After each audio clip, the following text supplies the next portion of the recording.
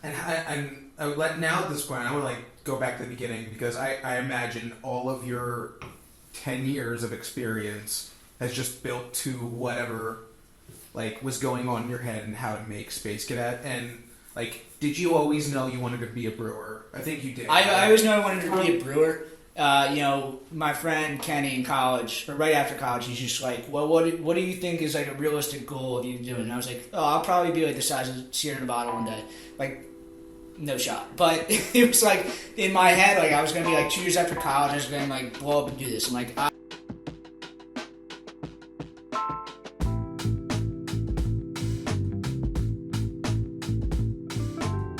Welcome back to the BrewedAt Podcast, where I'm your host today, Evan Blum. Wow. Joined by my co-host to my right, Cole Decker. That's right. Also co-founder of BrewedAt. And then on the other side of the table today, we have the CEO and brewmaster of Space Cadet Brewing Company. It sounds like a brewmaster and CEO. It's like calling myself the CEO of a local bagel shop or something right now. But I guess technically, yep. Welcome on the BrewedAt Podcast, Richie. Thank you. Feels fun to be on the nice camera side this time. Yeah. Get my better angle. Yeah, no, it's funny. You being on the other side for the first time, obviously, Cole and I have been around for your journey since the very beginning, and it's just something we're excited for you to talk about publicly. Yeah, for sure. Yeah, it's I think when we recorded the podcast when I left Victory, but it was I was leaving and felt good to say I'm leaving, I'm doing my own thing, but then it was just all right, well, what are you doing? I'm can't talk about that. Yeah. And it feels good to I had kind of a plan in place about what I wanted to do, and I think basically everything I said, maybe the timeline is a little bit different, but basically everything I said from that podcast 10 months ago, I've done exactly that.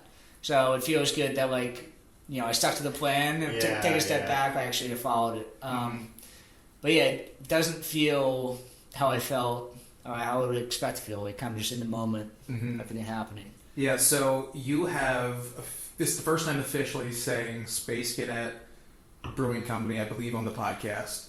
A fun fact is we've had this little astronaut guy here for I don't know how long at this point, but it's been an Easter egg, so there has been thought into it for quite a while. But besides that, we want to run through your history as a brewer as well. You've been in and around the industry for about 10 years now, and it's not something we've really got to talk to enough. So that's something I want to go to. But first, I want to just know, where are you at with Space Cadet and what's happening right now? So what's happening with Space Cadet right now is, I went through the process. If you follow me on Instagram, I kind of went public with it. I got my brewing license. I got signed to a contract brewer, so I said I was going to have somebody else make my beer for me. So Workhorse out of King of Prussia, shout out James and Nate, they're going to be making my beer for me. And then I will be distributing beer through Penn Wholesale. So what I'm doing right now is, I'm making the brands, I'm kind of doing all the background business stuff, and I'm essentially the marketing sales portion of the business. Brewmaster, I'm writing the recipes, making sure everything works out. Doing all the regulatory stuff with the labels and everything, and just kind of putting myself out there. I got some event coordinator, wearing a lot of different hats that aren't brewer right now. Yeah, nice. Yeah, a couple of different helpings right now. So yeah, that's where I'm at. Just kind of right in the middle of it. Today is Tuesday. Thursday will be the first brew day. And are you going to be there? Are you going, or how does that? I should be there for a little bit, and then the beer will be done end of September. Beer will then hit. So I'm going to do a presentation. I met with Penn. I've been talking with them, but I'm going to go in, do a little introduction to the rest of the sales team. Kind of introduce them to my brand, tell them exactly what my plan is as far as how I want the brand presented, where and how I want the brand to be sold, what my vision of it is. And then that following week, it'll go out and hit hit stores, bars, restaurants, all that stuff. So right now I'm driving all over the place, trying to sell beer to people.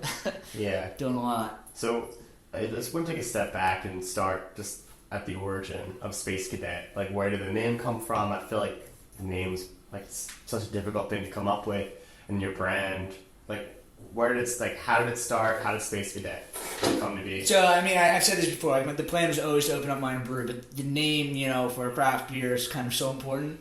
Mm-hmm. So, really, what Space Cadet started off as was, like, 4 or 5 years ago, there was a meme of Ben Simmons, and he was like, Ben Simmons, would you rather shoot a 3-point or go to the moon? And then it was like just Ben Simmons dressed up as an astronaut, like a very serious look on his face, and I just thought it was the funniest thing. And it was just like, it was perfectly photoshopped, and it was just like, it looked exactly like, what do you want? Do you want to shoot 3-point? He goes, nah, I'm cool. Like I'll go to the moon. And I just thought it was very funny. I don't know why it just stuck with me, but I thought that picture was very funny. And then so I had my friend Alex Conroy, not the greatest Photoshop person, but he did his job. It's great. Now that picture is in the newspaper, but I made that my profile picture of just me dressed up as the astronaut. I was like, all right, this is a funny picture of Ben Simmons. It'd be funny if I was an astronaut. Is that the same photo that Ben Simmons was? Yeah, and it was just we photoshopped that picture out of, and then... Yeah, for the record, best thing Ben Simmons has brought to Philadelphia is Space Cadet Brewing. Yes. So that... The meme kind of me dressed up as the astronaut. And then I just thought it was funny. It was my Instagram picture for a while. And this was still a couple years before it was Space Cadet. And then, like Sam and Alice were getting ready to open. I was like figuring out like, wow, this is like something that I think I'm going to be doing. I had been, kind of juggling in my head like how this actually works. I saw them doing it, but like, how am I going to do it? I'm not as much as it's very similar, like I'm not a bar. No. I'm not a dog bar. Like I'm a brewery. I need to figure out like how I'm going to do it. So I was laying out kind of like in my mind how exactly I wanted to do it, and just kind of going through the process. And I was just very messed up one night. It was just kind of like, as sometimes creative ideas come to you, but I was like, all right, what is this? Like, I know at some point you just need to like step off a ledge and just like go for it. Mm-hmm. Like it doesn't matter what it is, doesn't matter what the name is. And I was just like in my like, out of body state or whatever you want to call it. It was like, what do I want to do? So I was looking at myself, and really for the past couple of years, like I've known you guys at this point, but like I was trying to kind of not make a name for myself, but I was exploring, getting on social media, getting my voice. I was doing beer dinners. I was talking to some clients. It was like, it felt like I was becoming my own as far as like not just a brewer, but I was like talking on behalf of Victory. Like it felt like, and that was my job. Like as the brewer, as the taproom brewer there, like part of my job, a lot of my job, I would say probably half my job there was not brewing beer. It was like being the spokesman for Victory. And it was something that I wasn't doing previously. Mm-hmm. And really when I was getting into brewing, the breweries that were very popular and kind of got past the small brewery and hit the large regional brewery size, Bill and Ron are an example, Sam Calgione, Gary Albert, he wasn't the owner, but he was the brewmaster of Brooklyn Brewery, Ken Grossman, Jim Cook. It was like they always had this front and center leader that was in front of the brand. And I think part of why people like craft beer is not just the flavor, but they're buying into the experience that this is a product that they can reach out and touch. And they felt like they were connected to it because they felt personally connected to this individual that built up this, bootstrap brand. Yep. And I think craft beer had almost lost that. So in this state of like, how do I do this? I was like kind of like becoming myself, but like, truthfully, like I've gotten a lot better at public speaking, but I was not a good public speaker. I didn't know how to use social media. I was not good at like marketing. I don't dress well. It was like how I know I need to be this, but like that's not who I am. So like how do I do that? So then I was just like thinking like I had this profile picture, like it's kind of like this character, And there's this idea like fake confidence is confidence. Like you can like just put yourself out there, just pretend you're doing it, and kind of fake it till you make it. But I saw this character like me dressed up as an astronaut. I was like, I could almost play like the Joker or something. But like to put myself out like that, like to call yourself an idiot. I'm not an idiot, actually an idiot. But like also like that's not the image I want to project as far as the front and center of my brand. Yeah. So I needed to like kind of take a step away from that, but I felt like I could play off of that as like almost a character. So something that I think real quick, like something I think you do, I mean, better than anybody I've seen. And I'm on so much craft beer media, it's probably very unhealthy. But you put yourself out there really, really well as a young person in this business. I think like Sam Calagione still actually does a great job because he's like front and center of dog. Yeah, and I wasn't good at it, but I knew the only way I was going to get better at it is if I just like throw myself out there. So, you know, I was the best man at my brother's wedding. I was the best man at my other friend Kenny's wedding, and it was like kind of forced me to like, you have to go out and give this speech. Yeah. And that, and then along with like kind of going on these podcasts and, you know, doing these beer dinners, I was like learning how to speak in public. I was getting more comfortable. I realized like I just have to like throw myself out there. Yep. So the character really came from like, all right, I need to like find something that's like an arm distance away from me. So in my head, I kind of came up with, what if I just like created this character that was like me, but like not me. You know, it's like a puppet of me. So I don't always have to be in front of the brand, but it's that same idea of like me personally, I'm in front of it. Mm-hmm. So I mean, if you look at the character, this guy right here, I mean, you're going to see it all over my Instagram. It's like, it does resemble me. And it's not supposed to be me, but it was like, that's kind of what it was based off of. So it was almost like Close Encounters of the Third Kind, where like, he has like this vision, he comes home and like builds this mountain. Yeah. I got back from this trip, and I was just like, all right, I know I want to do this. Like, literally all you have to do is just do it. You know, like, you just have to take the first step. I had this idea of the Space Cadet. I was just sitting there on my couch, like, I don't know how to do this, but like I just need to do something. Once I do something, I can build off that a little bit. So like I just created this image of this Space Cadet that was in my head, and it was not this good looking, but it was very, very similar to what this looks like.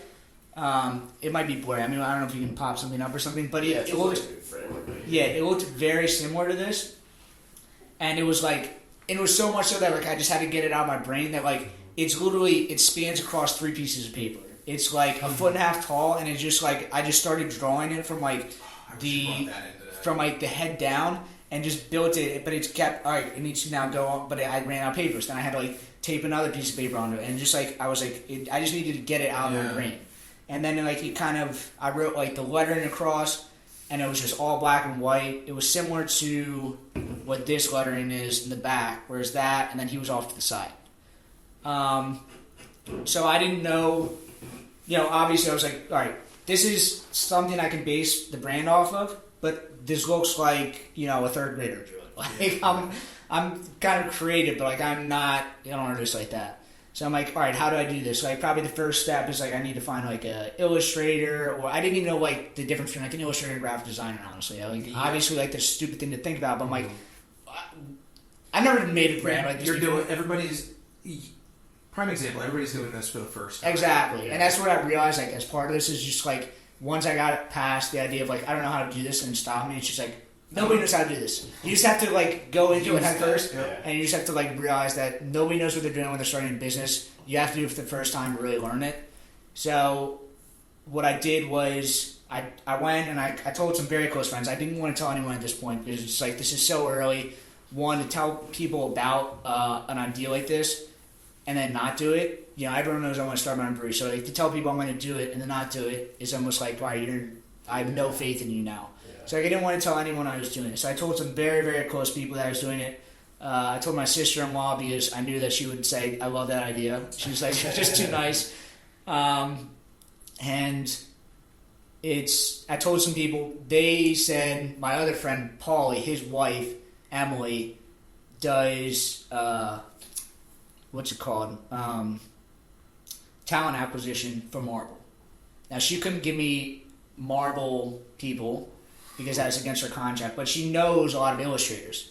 So she hooked me up with this guy, Matt Gaudio. Shout out Matt Gaudio. He's incredible. He's not drawing Space Cadet characters. He's drawing like legit Marvel level illustrations and comics all day. That's what he does for a living. So she connected me with him. First person he connected me with, and that's just my illustrator. So I showed him what I had. I walked him through my whole idea, of the brewery, kind of what the concept, and what it is now is very similar to kind of the general idea of what I wanted the brand to be. And he was able to kind of produce this image. And then I was like, all right, you can produce this image, but that kind of looks like what I'm doing.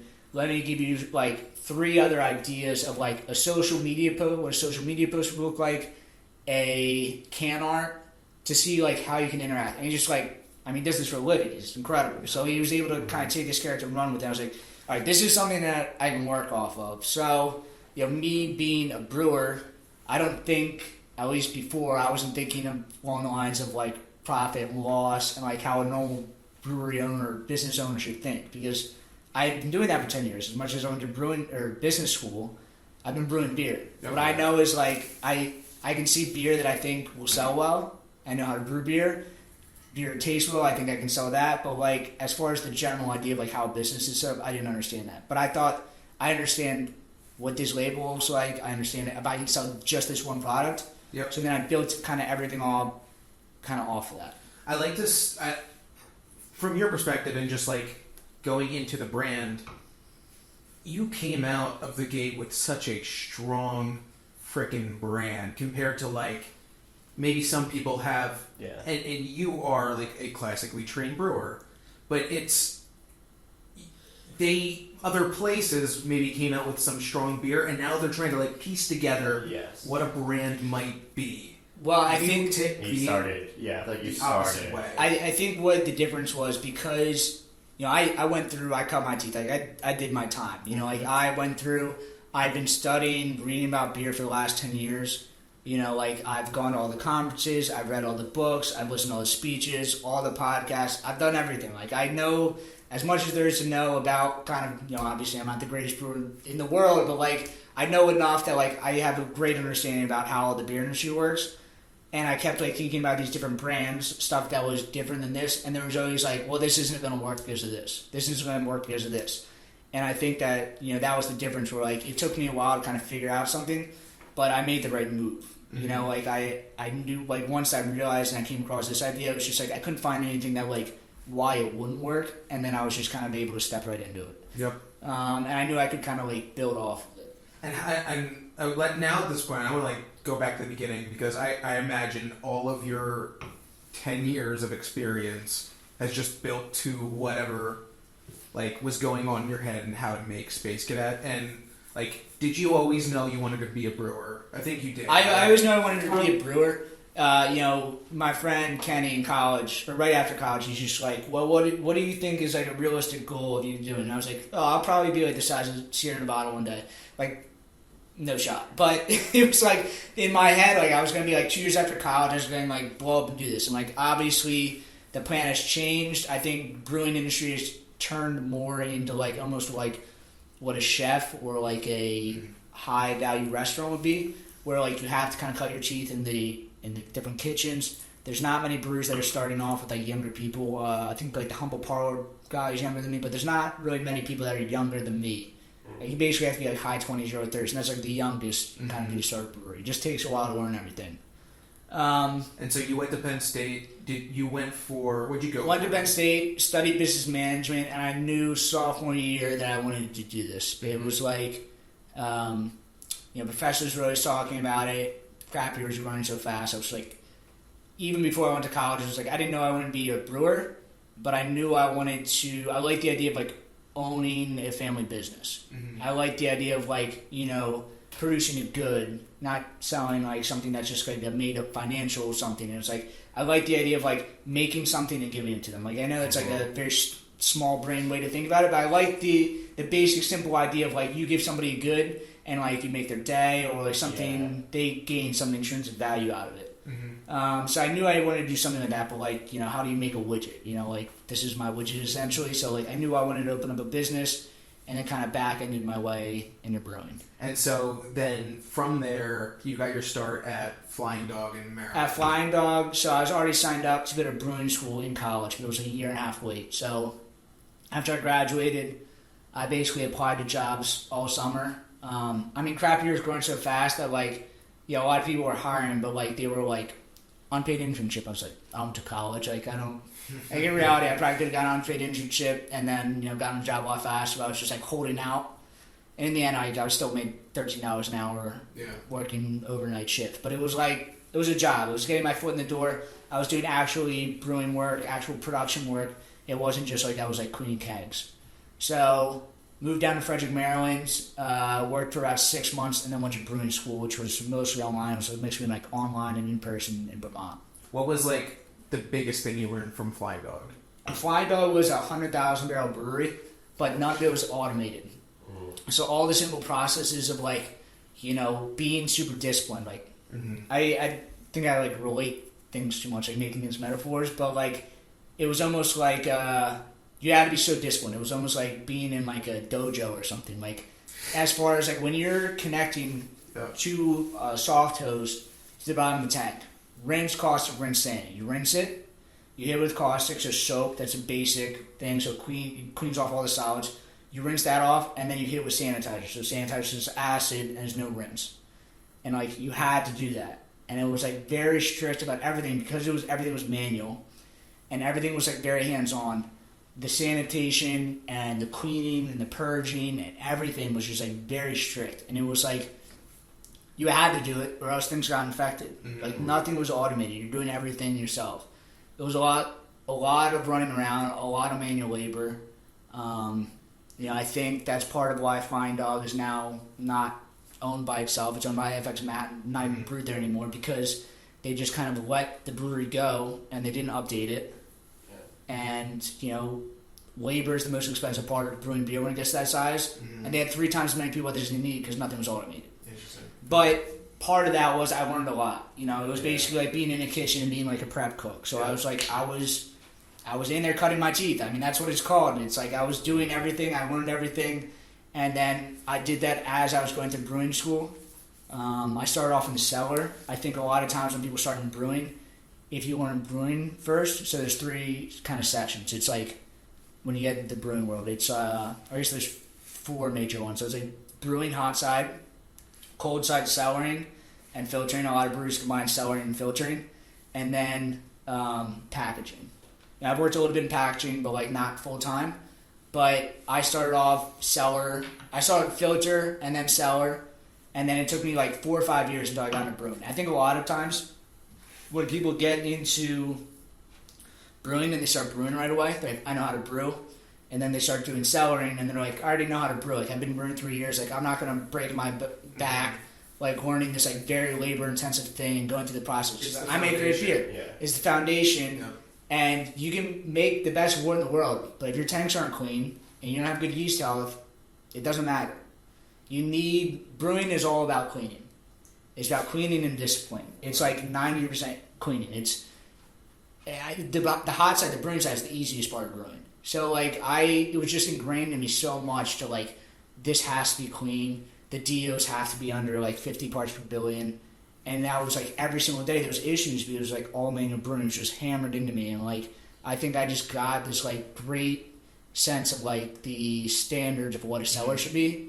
And then when I finally learned to brew, like the brewing was just easy after that. It was just like learning like the intricacies of like writing recipes and a lot like it's making soup, It's like you're not having these strict like sanitation issues or DO or microbiology issues or carbonation issues that you have on the cold side. Is there like a lack of is there people that can kind of skip cellaring and go like right into it, or is there like a stereotype about those people like, oh, this guy didn't like it's not a stereotype. I'll judge you, but it's it is I think cellaring is definitely harder, but it's like even when you're within a brewery, it's a lot of manual labor. Yeah. And like it does very much feel like it's like you're in a gym or like you're at something where like you're coming together as a team. Mm-hmm. And the brewers are always the superstars, that's actually brewing. Like when the public looks at it, they're a brewer. Yep.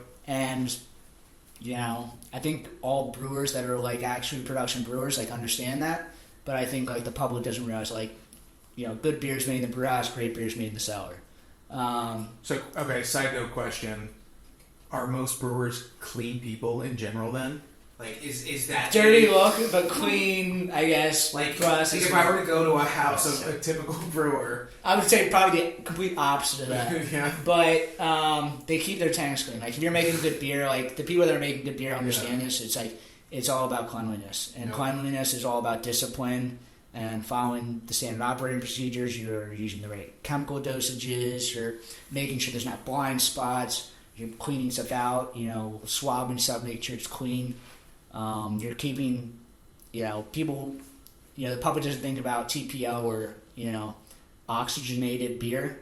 That's Cole does. But. Yeah, I mean that's the main issue with as far as after cleanliness is oxygenation, because you can make the best beer in the world and give oxygen in it 3 weeks later, 4 weeks later, it's going to taste like cardboard, like actual cardboard. So you're just being very strict and disciplined about that stuff. And like I said, I think just right from the beginning, I got that like right away. Flying Dog job sucked. I mean, it was a lot of work. It was running around nonstop. I mean, I was doing 20,000 steps a day, middle of the night, soaking wet because it was just like all manual labor. Everything was broken, but I think that really was a great experience for me because it just kind of set this great base of like, a standard of like how things should be cleaned. I also learned like all these like setups for like cleaning tanks where like, you don't have like a CIP skid. You actually have to like build the rig in front of the tank with the pump with like block and bleeds everywhere. And I just had this great understanding. So like when I got into doing small batch brewing for Victory, it was like I think that sometimes there's a disconnect. Like you can brew great beer, but then like your kind of cellaring falls apart. Where I was just like ripping through the tanks, cleaning them perfectly, and it was like after that at that point it was just ordering materials, writing new recipes. Yeah. So something me and Cole talk about all the time, and something I always say to him is like our formative years of doing BrewedAt, I felt was building this road that one day we would just kind of run on. Yeah. And over, unbeknownst, just kind of didn't know where that would take us, but everybody we've met over the course and just build these fun connections with has now allowed us to go to our next phase. For sure. And I would say this, I think when like you guys started off by making content, so you're making content, editing content, making all these things that are like, nowadays there's podcast studios all over the place. There's people that edit your videos for like a couple $100. You can very easily just go and be like, I want this idea. You have some money, you put it together. But you guys understand how that works. You understand like the base of the business. Like you need to understand this process. That's why this podcast is for people. It's not me and you. Yep. It's for people. And it's split evenly. Like there's more important things than just sitting there and screaming my head off. It's like you need to have the solid base and understand like the background stuff to make everything else look good. Yep, and I mean, to me, that's literally what happened for you at Flying Dog. Yeah. And then you moved into your first stint at Victory. First stint at Victory, I was working in the cellar. So James from Victory hired me. Just funny, because James hired me twice in Victory, and now he's brewing beer, managing the brew house there at Workhorse. So very serendipitous. But, so I worked at Victory, again, working in the cellar, but, so cellar filtration. That was great. I think Flying Dog was like great because it hammered in like, you have to do these processes. But Victory, I mean, I can beat the Victory drum all day. I mean, you guys know I'm the biggest Victory cheerleader. I think the standards that they have, everybody there is like so smart, like master's degrees in science, and it's like, they're doing everything right. Mm-hmm. And, not just on like the brewing, but like also like kind of on the, people management and HR. It was just like, it was a great company to work for. And it was a very automated brew house. Mm-hmm. So they were kind of doing everything. I was like, look at all my complaints about like, oh, this is like so annoying. But I learned a lot. We're kind of fixing those issues also. So I kind of saw that side of it. But again, I was still just working in the cellar. Did you do any production brew for Victory, or was I it did a first- little bit of production stuff, but it was mostly like, we know you want to get in there, Gotcha. throw you the bone, but like, you know, it just is what it is. You gotta put in your time here before you can get up there. Yep. So then your next piece, how long were you at Victory before then you went to I forget, a year and a half maybe. But I was living in Phoenix for over 6 months after I moved out from Maryland. So Phoenix was about half an hour away from Parlor. But I was like, I don't want to live in my hometown. Yep. Like town over from Phoenixville. I need to move down the city. So I moved down the city, and that drive was like an hour and a half, and I just still wasn't in the brew house. So I'm like, the end goal was always to open up my own brewery. So you're I just kept trying to get the brewery. I'm just trying to do anything. So I just floated my resume out there, and Philadelphia Brewing reached out like, we actually do need somebody, and you can just jump in right away and be the head brewer. I'm like, all right, well, forget just like learning how to brew. Like now I'm going to be like, you know, running the brew house. Besides Bill, I was the only person there that had brewed anything before. You know, nobody even knew how to brew.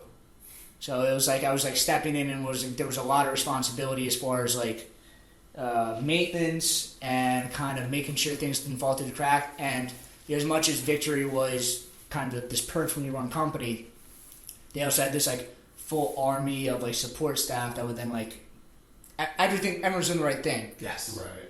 Philadelphia Brewing is like a much smaller operation. Yeah. So a lot more. This is your first time having full responsibility and just So I was like sitting there like, what do you mean we don't have a lab to do my cell count for me? Like, let alone pull the yeast and do all this other stuff. It was like literally you're doing everything, and everybody was doing everything. Like when John came on, it's like it's a kind of a very family business there. Like, you're doing everything. So I was there for about a year. It was great. Saw some small batch stuff. Saw kind of like another angle of the brewing industry. What was the first beer you made there? I mean, Kensington is just the bread and butter there. Gotcha. But I think I wrote a recipe. Was that your first time writing a recipe? Yeah, it was at Working Cat.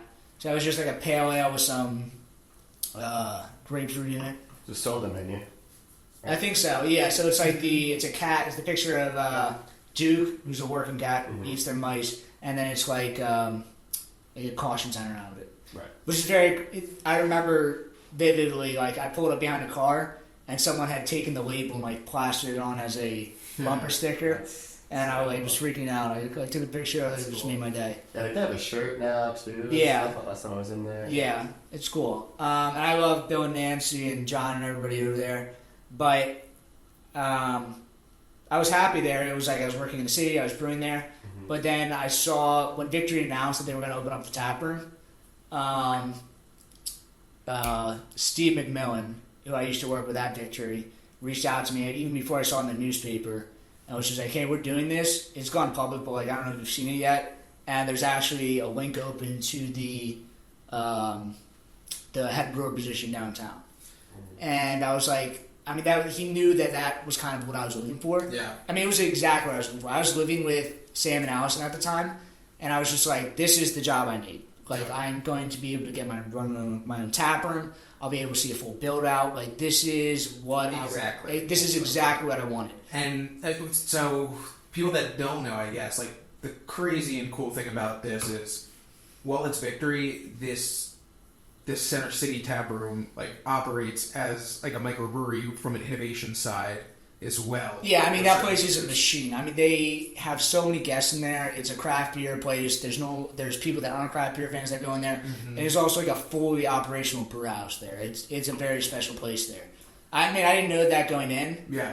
But I knew it would be weird going back to a job that I just left a year and a half ago, or actually a year ago at that point. So they put in like, you know, you read job descriptions and here's the qualifications. They have like 16 different things.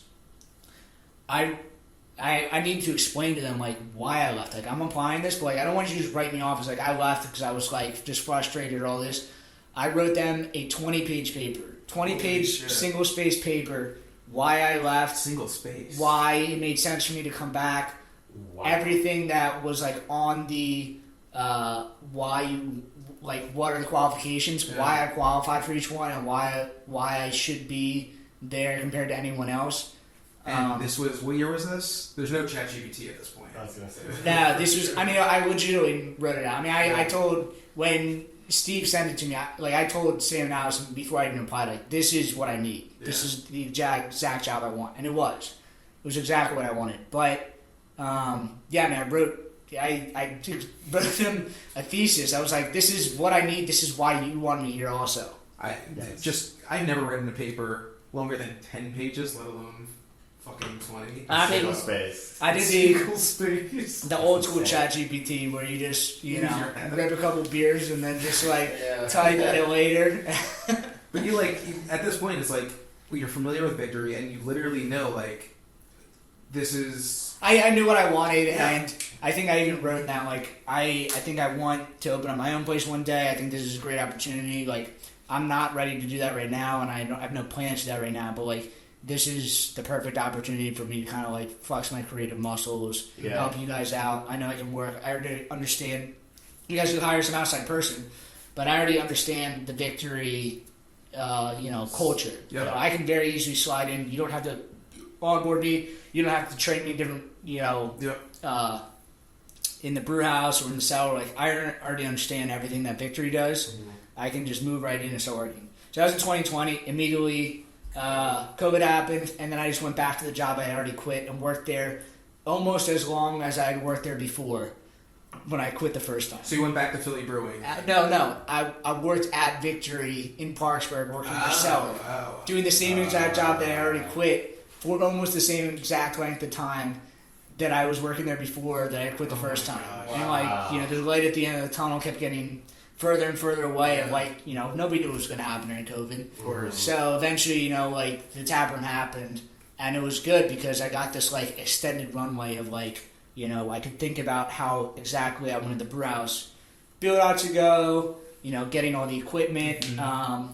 And it kind of set me up for success, hit the ground running right when it opened. Yeah, and that place was a booming success right when it opened. It was insanely busy right from the start, and basically has not stopped. That place is amazing. That place, great location too. A great location, great food. It's it had the perfect team.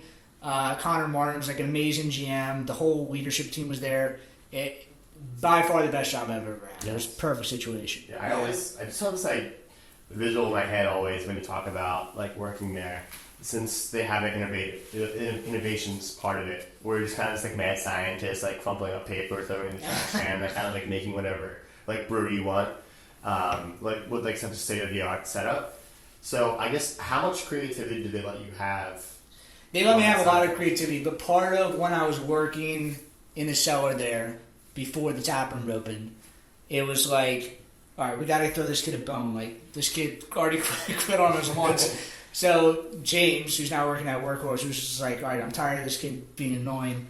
Let's put him on the innovation team because then he can learn how to write recipes. He can be a part of this. So the big bet was brotherly love. So I've said this in past podcasts when I was at Victory. We wrote and brewed 50 or 60 recipes of that. And that, as much as writing new beer recipes, you learn how to brew. I've said this before, writing consistent beer recipes is really what matters. So if you're shooting a rifle, you talk about I forget what it's accuracy and consistency. It's precision. Precision. It's if you hit the bullseye once and then you miss 3 times, you're a terrible shot. But if you're shooting at the bullseye and you hit in the same exact spot, 3 inches to the left and up, but they're all grouped together, that's a zeroing issue. Then you can zero the rifle down to then hit the bullseye. So brewing the same beer over and over and over again as I was writing the recipe and learning how to write recipes, it was I was learning what all these different levers I could pull of the different parts, the IBUs, mm-hmm. the malts, the different specialty malts, the different dry hops, what time the dry hops, the different yeast. And I was zeroing in on the system. I was learning also just kind of how to write recipes. Mm-hmm. So then when the tap room opened up, it was just they basically were just go out and do what you want to do. It's part of being a pub brewer is you always have, the system is small enough that you always going to sell the beer. and you have like this basically unlimited customer base that you can just like throw beer at. So it was like they like kind of let me do what I was doing, and I just one ran with it. Just like BrewedAt. I don't want to say like brew whatever I wanted. Like obviously, like I was not like this rogue person there. Like it was very much like I was like an employee there. But they gave me a lot of freedom to kind of brew what I wanted, and like they trusted me to kind of test out what I was doing. And I think like kind of testing some stuff out after I'd gone through like the whole brotherly love process was very beneficial to me. How often would you come up with new recipes?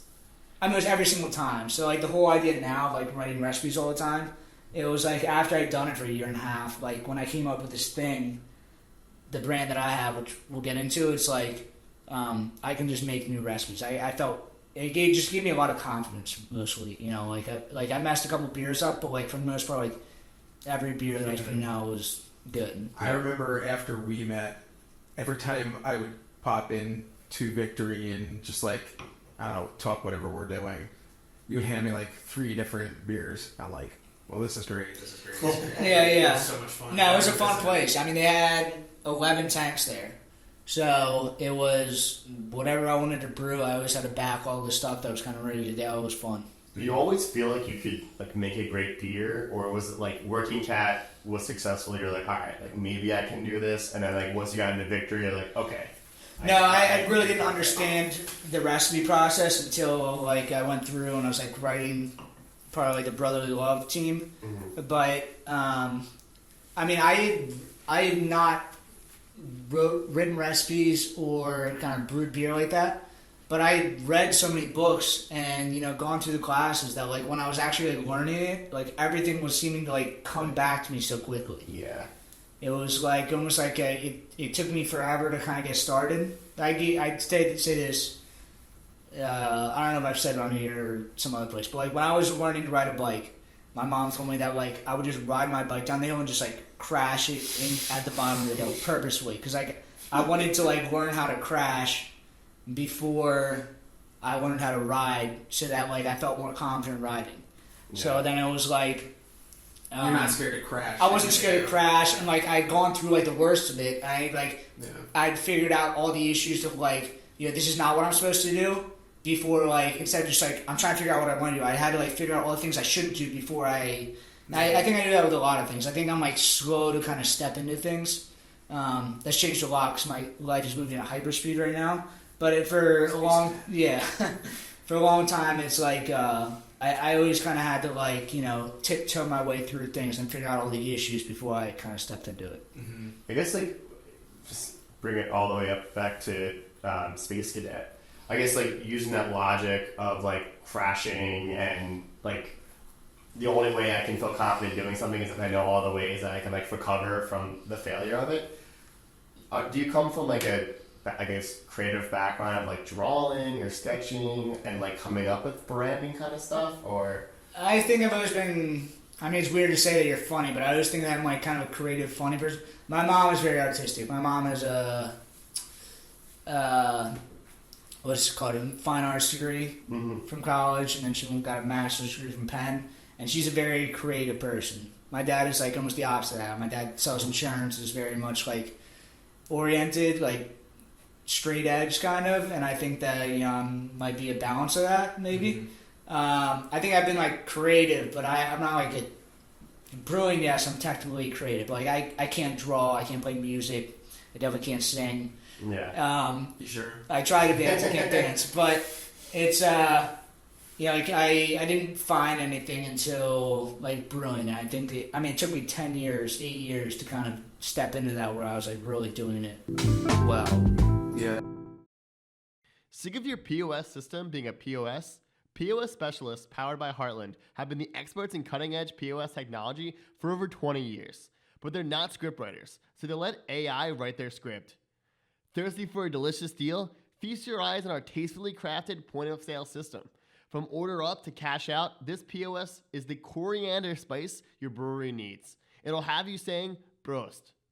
Yikes. See? That's why they have a 24/7 live phone support, not chatbots. Their experienced project managers will program your POS, train your staff, so you can just focus on the beer and not worry about the AI. Ask about their free processing options, handhelds, and online ordering. Email Kevin at POS Specialists.com. Mention BrewedAt and get $500 off your install. Email Kevin at POS Specialists.com. And from then, the Victory piece, what it's been building for a long time, but what made you say, like, now it's the time to I saw Sam and Allison doing it, and also it's just like, you know, you get to the point where it's like, quarter life crisis, like, what is this going to happen? Like, it doesn't matter. Yeah. And I kind of came to this realization, like, this whole thing, like, well, I need to figure out all these different things. And, like, that's what I was doing with brewing. Like, I'm not ready because I don't know this part. I'm not ready because I don't know this part of brewing. I'm not ready because I don't understand this part of brewing. But, like, it doesn't matter. Like, you know this, just go out and do it. It's like the only way you learn how to do it is if you go out and, just kind of step into it. So, one of my favorite things, like, that I learned from my former corporate job is it doesn't seem like anybody in corporate knew exactly how things operated. And once I learned everybody's, like, kind of on an equal playing field, I felt like, oh, yeah, me too. And it gave me the confidence to go and just do. Definitely. And I don't know, like, you know, this is basically like a year of this happening. So I, like, went through, saw my friends get married. Everybody was, like, doing great. I was, like, still, like, you know, barely making ends meet, like, living with my friends. I bought a house, but, like, I was house poor. I'm like, what am I doing? Like, the whole point of this was to open up my own place. Like, let's go out and do it. So I don't know if it was, like, it was definitely a mindset change. I mean, yeah. Like, after that, like, even, not to get, this is, like, getting more personal, but, like, after that, like, I met Monica, and, like, I immediately went down to Mexico, and it was, like, a crazy experience. Mm-hmm. And kind of, like, all of that happened, like, all at once. Yeah. And I think it was just, I was, like, ready. I was, like, on a one-way mission to, like, it didn't matter, like, what was happening. With getting the Space Cadet, that's kind of, like, what it is. Just, like, it doesn't matter. Like, I was, like, kind of, like, let's fucking do this thing. And I just have, like, a different mindset about Entrepreneurship is a mindset. It is. And it's, like, it's very much, like, I'm in it now where, like, I just kind of, like, take stuff on the chin. And, like, yep. You guys know this, too. But it's, like, it's just stepping out and, the podcast, leaving Victory to do this, like, starting to date Monica who lives in Mexico, like, it's, all these things were, like, kind of, like, crazy things that, like, aren't normal. I don't say normal, but, like, it's not, like, it was, like, definitely a left-hand turn of how I was leading my life before. Yeah. It's not as rigid, it's not as planned out, it's not, you just gotta you gotta jump, you gotta take a risk, but it was confidence. I think it was, like, finally, maybe not confidence, but it was like just trusting yourself, you know. It's just like, it doesn't matter what it is, this idea that, like, what if this happens, like, it doesn't matter. Like, I'm here, I know I can do, like, whatever's coming at me, like, we're gonna figure out and make it happen. And now at this point, like, you also have 10 years experience to Exactly. And, like, now that, like, I'm doing it, like, what took me so long? Like, but it's like, I don't know if I had done this 5 years ago, 8 years ago, even 2 years ago. I don't know if I would be having the same experience. Like, obviously, you can't answer that. Yep. I know right now I feel, my life is very stressful and it's, like, insane, and I don't know what's happening, but I do feel very confident, about everything. It's like, I don't know, like you said, it's a mindset thing. It doesn't matter, like, it just, cutting the strings, we're going to make this happen one way or the other. Yeah. And I think everybody's going to look back at maybe even this episode, the Wolves, but to see that, and that's super cool. Yeah, and I think, going back to what I was talking about, like, I was reading all the biographies, even in college, like, these entrepreneurs, and, like, these were my heroes, Bill, I even looked up to. Like, I was lucky enough to, like, where he became, like, a friend and, like, someone I could actually look up to professionally. But, like, Garrett Oliver, Sam Calagione, like, Ken Grissom, these were the people that were, like, my heroes and, like, the people that, like, I was chasing after. And I learned a lot from them because they were talking about all this stuff. So, I don't know. It feels good to kind of, like, be stepping out, going into it. So you're stepping out into the Philadelphia beer industry. Yeah. Which is dense with some incredible brewers. Yeah. What do you think you offer to that scene? And I think I offer something different. There's a lot of breweries that are here that there's a lot of people that come from different backgrounds. There's a lot of Iron Hill breweries. Mm-hmm. You know, if you like I talked about before, like it felt like I like being in breweries almost like being in a dojo. We're gonna have Ruby on. I talked to him from Sacred Vice. I talked to him about this a little while ago. Where like, you know, it's really like who trained you. You know, a lot of brewing is just like who were you shadowing for 6 months before you actually got to have a solo shift. That's kind of like what shapes you, and those people end up being like kind of leading you, and then, you know, that's what brewing is. And you know, give it back to the next generation of people coming up. Like my favorite part of brewing was showing other people, teaching other people, like kind of what I was doing. So like what I'm bringing is my kind of unique perspective of, I've worked at a lot of large regional breweries. I think a lot of people that start small breweries or start breweries, their whole career has been small breweries, and they just kind of see this like, this is how you do this, but then they get stuck in this is just their small brewery way of thinking. I think I have a different perspective where most of my career has been larger breweries. I think I'm a creative person, so I think the branding is very creative. Can I add that you also, I feel out of anybody we know, you're very in touch with what the future of beer also is looking like. I mean, that's part of why we did this podcast. It was just like, you know, I think a lot of people are just kind of stuck in this hamster wheel brewing, and it's just like, that's why brewing is kind of like, you know, stalled out. You know, part of what we're doing here is like, you know, getting not just Gen Z, but other people that are like non-traditional craft beer drinkers attracted to craft beer, and you know, I think they just have a different perspective. And as much as like, it's another straight white guy with a beer starting a brewery, it's like I don't feel like I'm the same as everybody else. I know that's like they're not. You just have to shave. Yeah, but I've never felt like. I was never in touch with like the local craft beer scene. Like, as much as I knew it was happening, I was never like being the pavement with all of it. Maybe people look down upon that, but I think I come from this unique perspective. Like, all my friends are like super yuppie, white collar workers. Mm-hmm. I just was never part of like this like grunge, you know, alternative scene, and I think that like. Being a part of the grunge alternative scene without being a part of it almost sets me apart. Like I'm like a part of the mass, but being a part of this alternative scene, I think it's different. 100%, and that's another thing that me and Cole talk about all the time. Yeah. I think our biggest value in what we're doing is we bring in such a different perspective. You're not a part of the scene, you know. Exactly. You haven't been in it for a couple of years, where you've been like indoctrinated in like, you know, the negative mindset of what it is. Yes. Getting trapped in these like, you know, brain loops of like, this is how it's done. Like, is it? Because does it have to be that way? Is it just like this because it's this way, or does it have to be that way? Yep.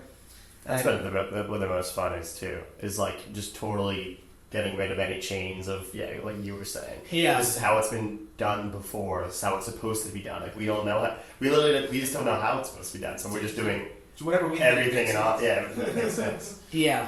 Which makes it super fun. Yeah. And now, like, I want to get into your first technical beer that's going to be coming out. Like, I mean, we can brewed on what, Thursday? Brewed on Thursday. So I put together. At the point of when this comes out, it's probably already brewed, but yes. So I put together this little brand introduction book. I think because my brand is so different with the single batch beers. And who I am, and the character, I've kind of put together this little book so people can understand that, like, when you go to a bar, it's not just like, I'm the new brewer. I think I am bringing a different angle to it. So, it's like right around there. The whole point of it was, like, I needed, like I said, like, at the very beginning, like, I wanted to create this character that was, you know, myself, like, almost an extension of myself, but not me in a certain way. So like, how do I do that? So like, I've created this storyline of like this mascot that's going to get launched into space on this mission to find the perfect beer. Like, perfect is like a subjective thing. Like, his flavor is subjective. It's like there is no perfect beer. So this guy is just on this never-ending quest to essentially just drink beer. And so you told me this before, and I just kind of realized this. So he's currently in the water in a pool. Why is that? So like, you're supposed to make you think a little bit. You know, it's supposed to be funny, but also like a little like thought provoking. So Splastronaut. So when astronauts train to go to space, they train in a pool. They train, you know, they do like physical training. They train in a classroom, like G-force training. But he's daydreaming, like the whole idea of a space cadet. He's a space cadet that is a space cadet. Mm-hmm. So it's like a pun where like he's like daydreaming that he's going to go to space. So like he's not actually an astronaut. He just thinks he is. So he's in a pool thinking he's being an astronaut, but it's a public pool. So it'll be fun stuff like that, and with the brand, it's going to be single batch releases. So every single time a beer comes out, that's the first and last time it's going to come out. So there's going to be a limited amount of beer that's going to be in the entire market, all 8 counties. So Philadelphia, Montgomery, Berks, Bucks, Chester, Delaware, Lehigh, and Northampton. And that was impressive. I've said it a lot. I've been running around, trying to sell beer to people for the last couple of days. But it's taking this idea of craft beer and like all these ideas that like what craft beer different brands trying to do and taking them to the extreme. Mm-hmm. So like this idea of a branded house versus house of brands. Like a branded house or house of brands would be like Ford as the Ford Focus, Ford cars, Ford Mustang. Mm-hmm. They have all these different things that they're selling individually, but they're not selling just the Ford car. Tesla would be an idea. Yes, Tesla has different models, but a lot of people look at Tesla as like you're just buying a Tesla. Mm-hmm. Yep. Or like if you're buying like Gucci or Supreme, like clothing brands do this, where you're just buying into the brand itself. Yep. You trust what the brand is going to be doing. Exactly. So the individual brands themselves, like throwaway brand is not a great way to say this because like each brand I'm putting a ton of effort into. Sure. But it's less about making these brands and trying to like focus on like 18 different things at once and like making all these things happen. Then I can just focus on one individual batch, put that out on the market, then focus on one individual batch, put that on the market, so that people will, understand and be attracted to the Space Cadet brand itself, not the individual brands. Yeah. So two questions now. What is the first Space Cadet beer, Splash Nut? And so the first beer, Splash Nut, it is a 5.5% pale ale. So a pale ale, like I like the idea, because I'm contract brewing, I'm selling to wholesaler, my price is higher than normal. If I were to just go out and make a lager, because everyone's making lagers now, I'm trying to fill it a square hole, and then everyone else is trying to fit a square hole into. But I'm not going to be able to compete with anybody price-wise. Mm-hmm. But hops are something where it's like a premium product. You can add this like intrinsic value of adding hops. Mm-hmm. I think part of why craft beer got big was because they had hops, and because even before hazy IPAs are what built craft beer. So for craft beer to just like completely forget about what made them, I think is crazy. So I like the idea of like a hoppy pale ale. The one is like an unoffensive thing that anybody could add to their draft list. It's not some insane beer that I'm like trying to like get this unique brand to, but then also teach them about the beer. Like the beer's gonna taste great. People are gonna drink the shit out of this, but it's something to just kind of like get your palate ready, and then we'll like jump in and start doing some crazy stuff. So the first one is a 5.5% pale ale. It's with Pilsner, Vienna, and honey malt. So 5.5% ABV is not enough ABV to add sweetness to the beer, but by adding Vienna, which is sweetness, almost like this honey nut Cheerio flavor, and then honey malt just tastes exactly like honey. It adds this sweetness, this like artificial sweetness that you wouldn't normally get from a beer like this because the ABV is too low. But you need the sweetness to balance with the bitterness of the hops and the juiciness of the hops to make it actually taste fruity. So you need sweetness paired with fruity hops to actually make it taste like fruit. And then Citron Mosaic is just like, that's like can't miss essentially. There's a layup. So they're everyone's like probably the most used craft beer hops right now. So again, this brand is just to introduce the brand. The next beer I'm not ready to announce yet, but it'll be a West Coast Pale Ale and West Coast IPA, 6.2%. And then, like I said, it's just going to kind of keep rolling from there. Gotcha. So like the first impression you want to just be like a tried and true. This is my brand, and like I'm selling the brand anyway.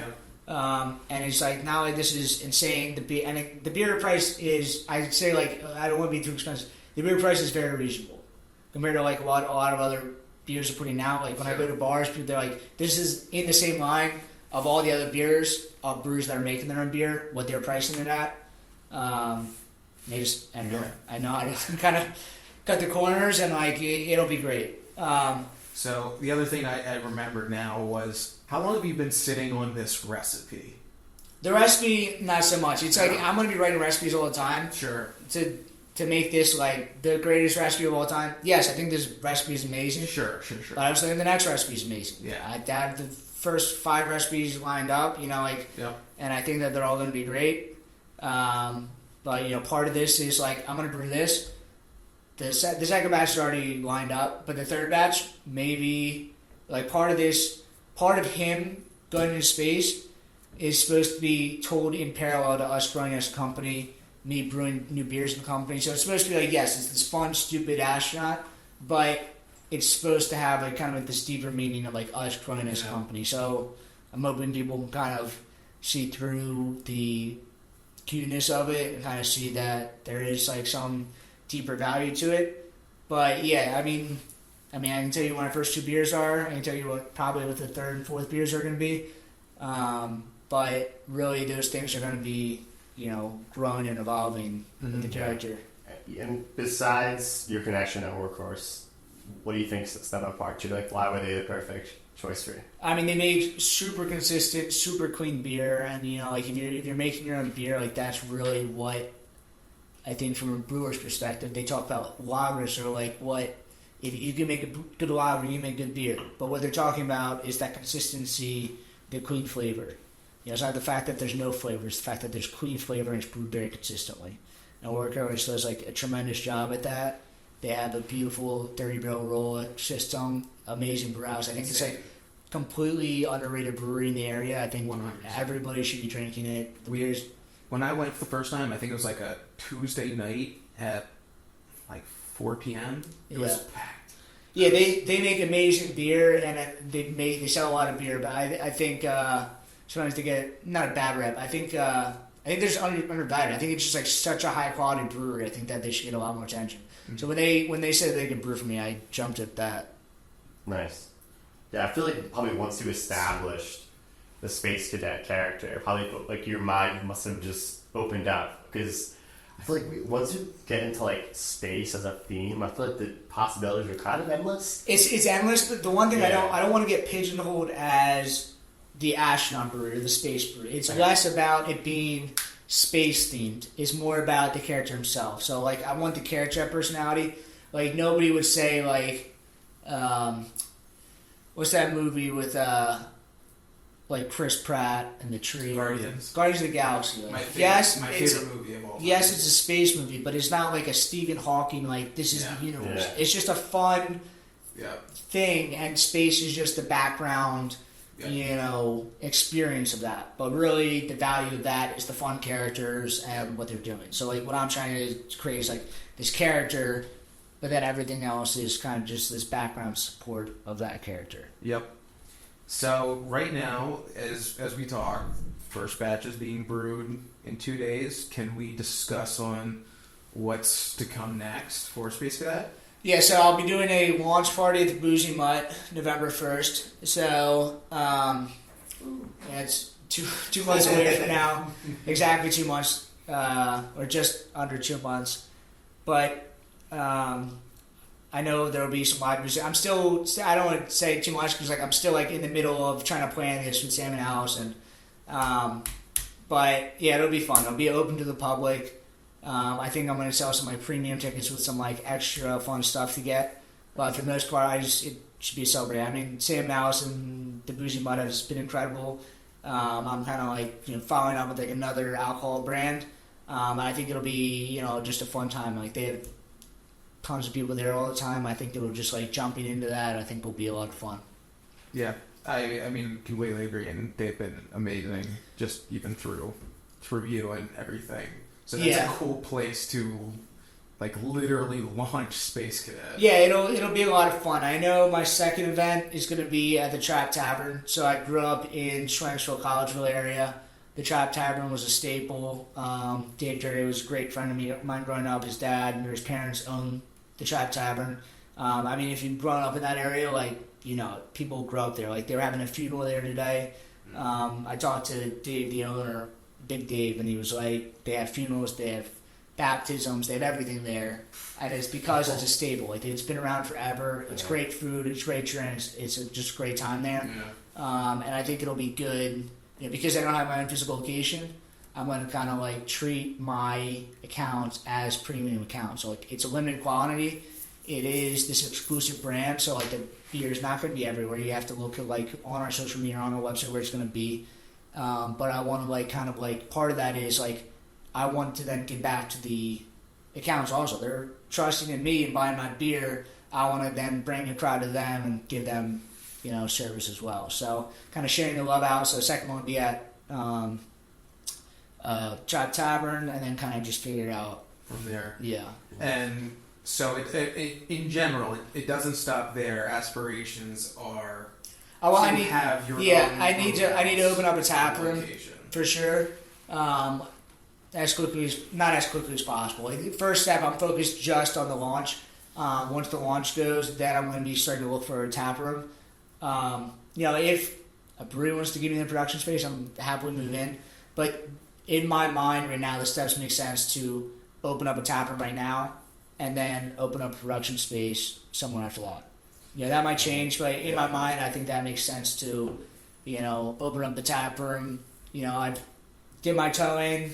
Next, I'll dip my foot in. You know, running a tap room is like a much bigger step than just launching this contract brand. So then I can like kind of learn how that works. And then, you know, I've already brewed on a production scale.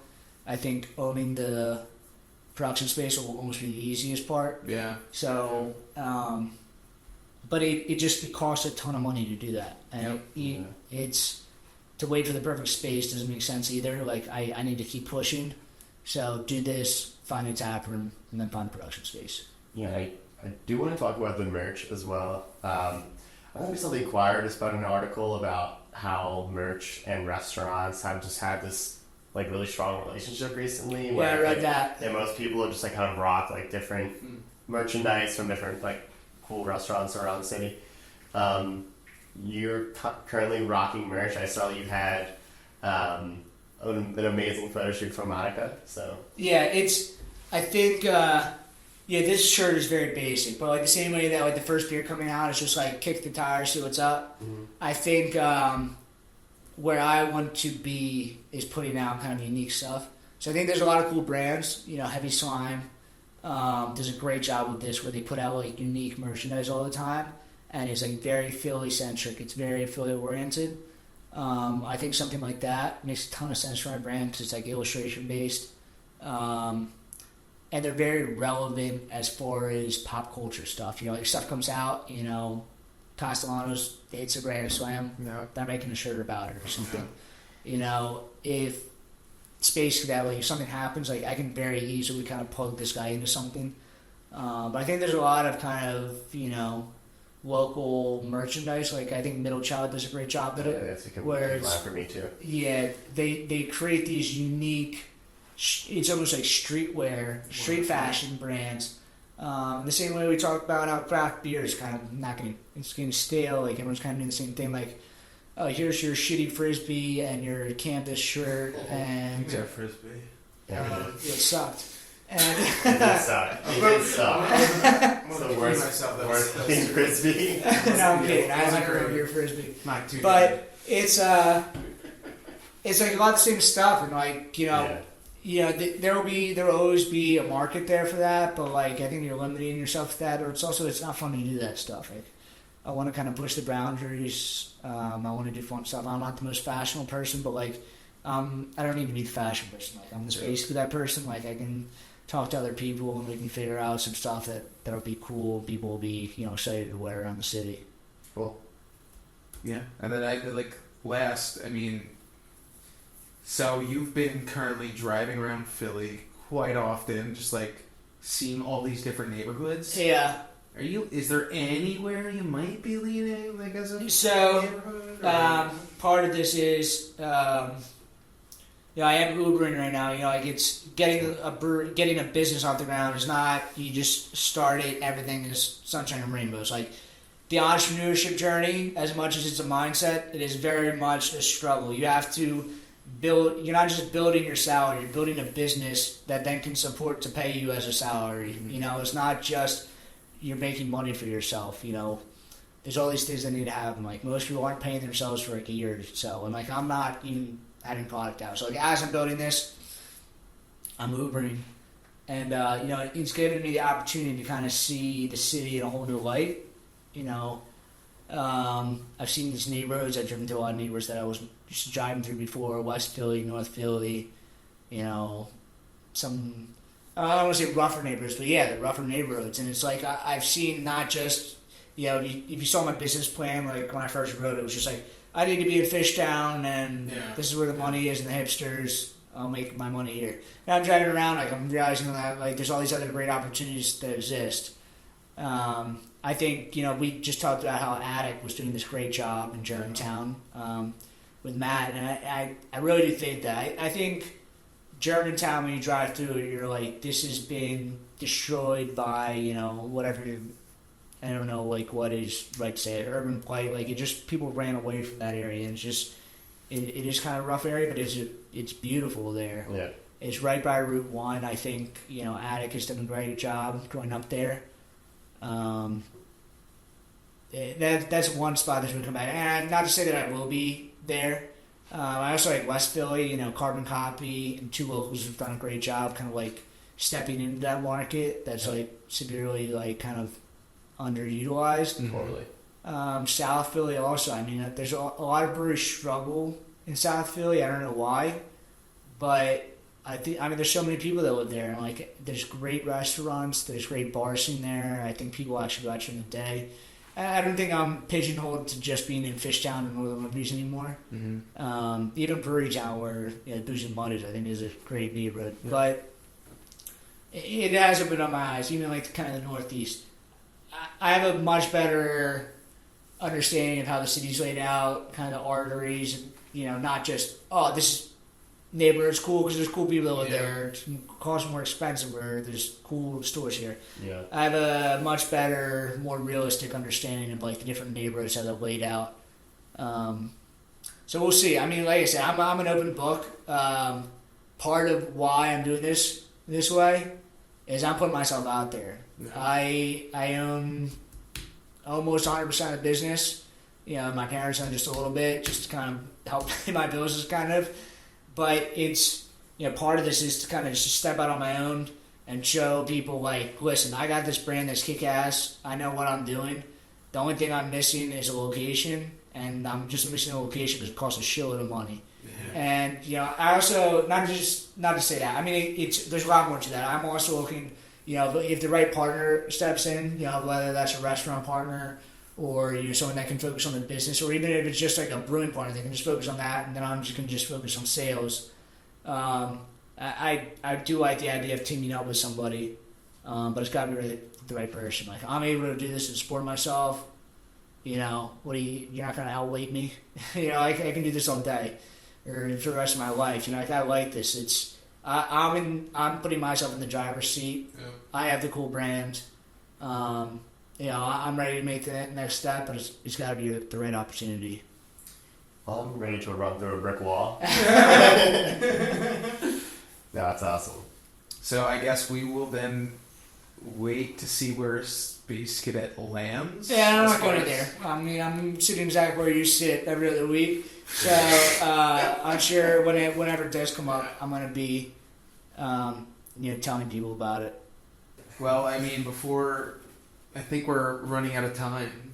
No, that one's there. But is there anything else that didn't get a talk through on Space Cadet right now? No, I mean, you should follow me at Space Cadet Beer on Instagram, at spacecadetbeer.com on my website. If you're interested or you know somebody that's interested in carrying Space Cadet Beer, just reach out info@spacecadetbeer.com. or just reach out to your pen sales rep, or just go through their portal and order it. Then also, like I said, I'm looking for opportunities. So, if you think you're the right opportunity, just send me a DM. 'Cause everything's going directly to me right now. Yep. And yeah, I'm ready to get started. This is, lifetime, basically like my entire adult life has been kind of like built up to this. I was talking to Monica the other day. She's like helping me out with stuff. Obviously, if you look at my Instagram, it's like I thought I had this great character. It turns out Monica's like world-class photographer. She's just blowing all my branding out of the water. She always sent me a picture. She's like, this picture's terrible. It's just like the best picture I've ever seen. So it's helping me out on social media. Go check her out, whatever she's doing there. But, I completely lost my train of thought. It's, yeah. You have a beer company, right? Yes. I'm kind of excited to get started and kind of show off the brand. Now, this is going to be a special brand. I think everybody around you and, obviously us, know this. So, we're... this is what I was saying. So, the launch party, Monica's from Mexico. Yes. She has quinceañera. So, it feels very much like I'm putting myself out there. Like, I'm presenting myself to the world. Like, this is me. Like, not... That sounds like very self-centered, but, the brand is me. It is me. I want to put myself out there. I think that's what made craft beer, so great back in the day. It was very innovative. There was also people willing to put their stamp on it. Like, this brand is me.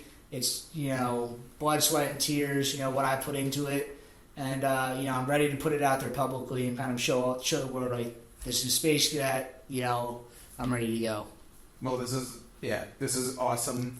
It's been fun being on your side of the mic. I do like the side quite a bit. I was going to steal it. No, I don't know. I'd have to really know somebody pretty well, but everybody's excited, and I can't wait. There's obviously going to be follow-ups where I can get back into this position. We can talk about Space Cadet. Definitely. We're not going anywhere. The podcast is doing great. I think we have a ton of exciting guests lined up. We just filmed 7 episodes in the last 2.5 weeks of great guests, great interviews, and the people that we have lined up coming up next are, I don't want to say better, I love all of our guests, but we have some big names coming up. So it feels very cool that the brand is launching, but then also it feels like the podcast is about to take off as well. Yep. Well, I'll throw it. Cole, anything else on your side? No, I think cover my base. I'm just excited. Okay. I'm so excited to have Cole on here. Yeah, right. It's also weird to be on this side, I must say. I think we started on this side, though. I don't. Because I remember on the thumbnail, flip us, and your shirt is BrewedAt the wrong way. Yeah.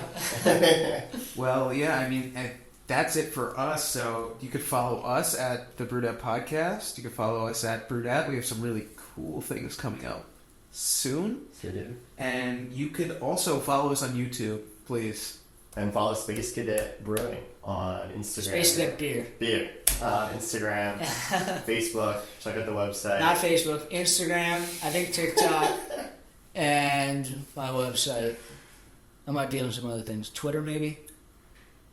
Okay. I haven't posted anything, but I'm on there. But, okay, that's it from us. We'll see you in 2 weeks.